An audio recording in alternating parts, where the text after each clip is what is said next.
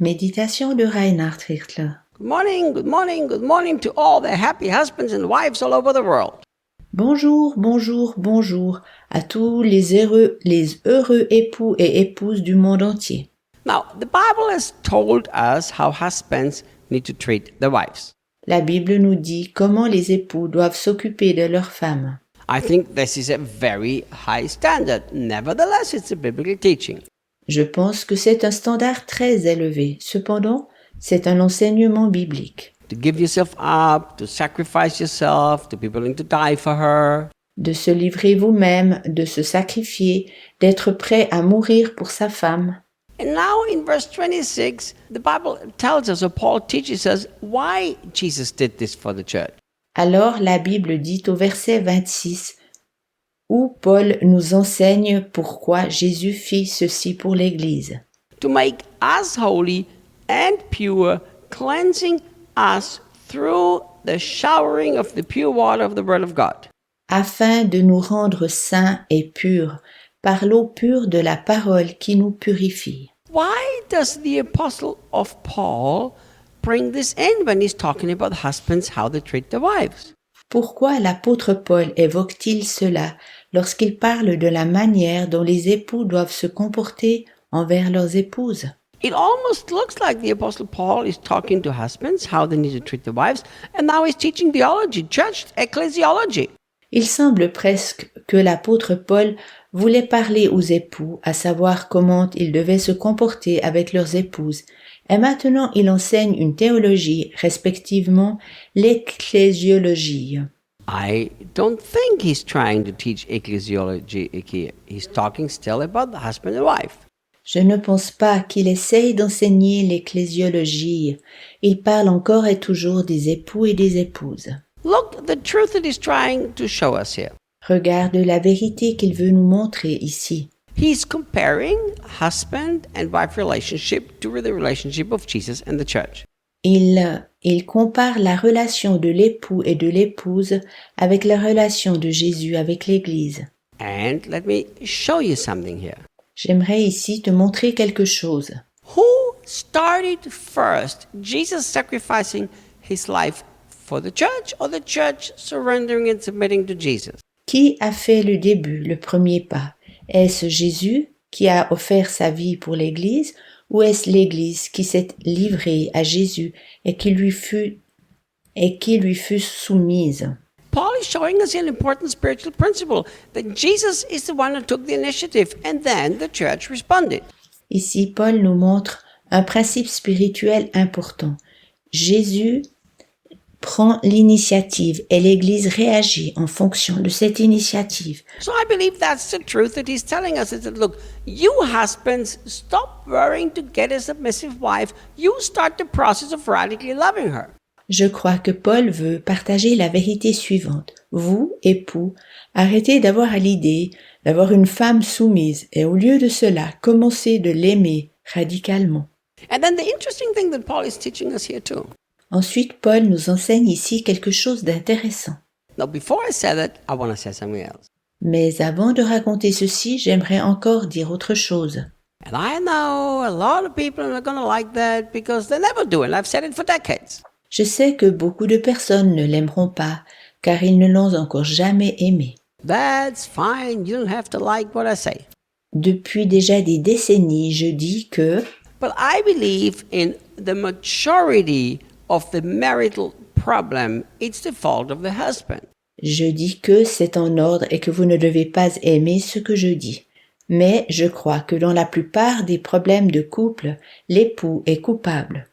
I'm not saying always, but I really believe in the majority of the cases. Je ne dis pas toujours, cependant véritablement dans la plupart des cas. Why? Pourquoi?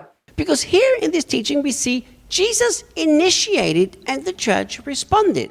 Car dans cette leçon, nous voyons que Jésus donna l'impulsion ou l'effet positif et l'Église a réagi. And in many marriages, the husband wants that the wife's initiate submission and then he treats her nicely. That's turned around the wrong way, my friend. Mais dans bien des couples, l'époux aimerait que la femme se soumette d'abord afin qu'il puisse bien la traiter. C'est faux, mon ami. This is why, if the husbands would truly do whatever it takes to live the way Christ modeled us, I think marriages would be way better. C'est pourquoi je pense que bien des couples iraient mieux si les époux faisaient tout leur possible afin de vivre comme Christ nous l'a démontré. But let's go back to verse 26 and see why Paul is not teaching ecclesiology, but is still teaching marriage. Retournons au verset 26 et regardons pourquoi Paul ne parle pas d'ecclésiologie. Au contraire, il parle encore et toujours du couple. He's talking about how Jesus sacrificed himself for the church, and then he says, for what purpose? Il parle de la manière dont Jésus s'est lui-même sacrifié pour l'Église. Il dit ensuite pour quelle raison. To make her holy and pure, Afin de nous rendre saints et purs, cleansing us through the showering of the pure water of the Word of God. en nous lavant avec l'eau pure de la parole de Dieu. Everything that Paul is saying here is selfless. Tout ce que Paul dit ici est désintéressé. See, Jesus didn't do anything for himself, but he selflessly did it all for us. Jésus n'a rien fait pour lui-même. Au contraire, il s'est désintéressé pour nous. And how many husbands have I met all over the world that are doing their best to love the wife so they can get something out of their wife? J'ai rencontré déjà beaucoup d'époux du monde entier qui font tout afin d'aimer leur femme, mais dans le but de recevoir quelque chose d'elle en retour. Treat her nice throughout the day so that at night you can have sex with her. Well, that's not what Jesus did. Le jour durant, ils sont aimables envers elle afin d'avoir une relation sexuelle avec elle le soir. Seulement, ça n'est pas ce que Jésus a fait. Always be good to her so that you don't have a cranky wife in the house, because it's better to have a peaceful house. Ou bien d'être toujours bon envers elle afin de ne pas avoir une femme lunatique à la maison, car c'est bien plus agréable d'avoir un chez-soi paisible. I agree, we should have peaceful homes. Je suis aussi d'avis que nous devrions avoir un chez-soi paisible. But Jesus didn't do anything with a selfish motive. What he did was all for the church, selflessly. Mais Jésus ne l'a pas fait à partir d'un motif égoïste. Tout ce qu'il a fait pour l'Église était désintéressé. And this is what he's teaching us here, the Apostle Paul, that what we need to do it, we need to sincerely do it for the good of the wife, not for our own good. C'est exactement ceci que l'apôtre Paul nous enseigne ici. Ce que nous faisons doit être sincère pour le bien de la femme et pas pour notre bien personnel. We always need to remember that love never seeks its own interest.